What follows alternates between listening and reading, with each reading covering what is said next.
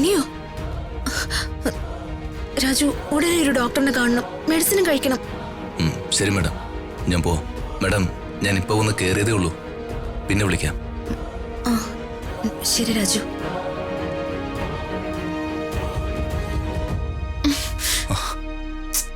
എന്താ രമ്യേ? സത്യം പറഞ്ഞിട്ട് പോയാ മതി. എന്ത് സത്യം? അവളെ കല്യാണം കഴിക്കാൻ പോവുക അല്ലേ? ആരെ? ആ ഋതികയെ. ഇതൊക്കെ ആര് പറഞ്ഞു? ഞാൻ ചോദിച്ചതിന് സത്യം മാത്രം പറഞ്ഞാ മതി. രാജു എന്തോന്നും മിണ്ടാതെ നിൽക്കുന്നേ. ഞാൻ ഇതിനൊക്കെ എന്ത് മറുപടിയാ തരേണ്ടേ? എനിക്കിതിന് മറുപടി കിട്ടിയേ പറ്റൂ. രാജു അവളെ കല്യാണം കഴിക്കാൻ പോകുന്നു ആ വീട്ടിൽ നിന്ന് തന്നെയാ ഞാൻ അറിഞ്ഞത്.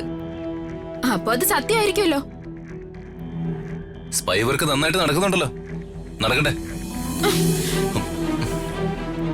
എന്താ ഇത് രമ്യ? വഴിന്ന് മാറിക്കേ. മാറില്ല. കല്യാണം കഴിക്കാന്ന് ഉറപ്പിച്ചോ? അതാ എനിക്ക് അറിയണ്ടേ. നിനക്ക് ഭ്രാന്ത. മാറ.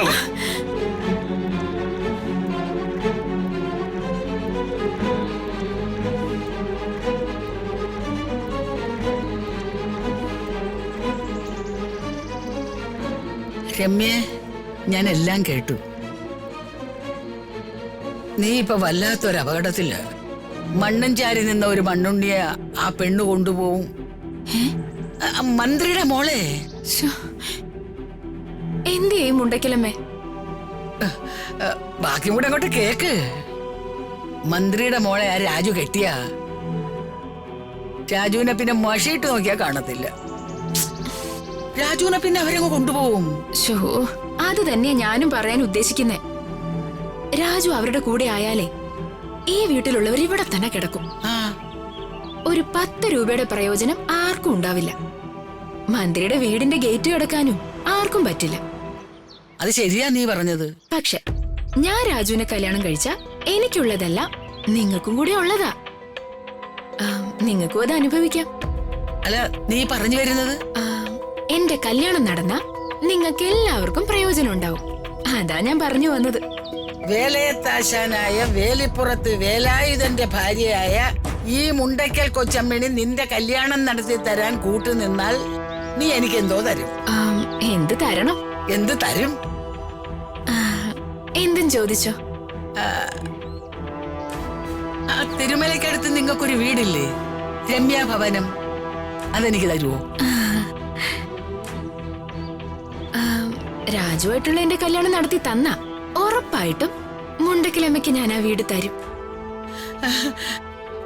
സത്യം ചെയ്യ്. സത്യം. എങ്കിൽ ഈ കല്യാണം ഞാൻ നടത്തി തരും. നീ ധൈര്യമായിട്ടിരിക്കുക.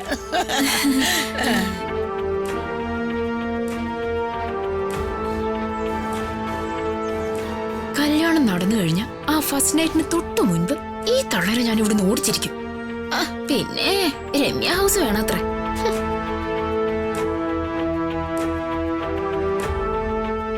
രാജു എന്തിനാ എന്നോട് ഇങ്ങനെ ചെയ്യുന്ന?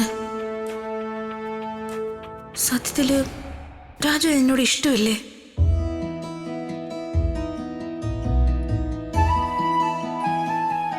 വീണ്ടും ഒരു അവസരം വന്നിട്ടും രാജു എന്നെ അവോയ്ഡ് ചെയ്തല്ലോ.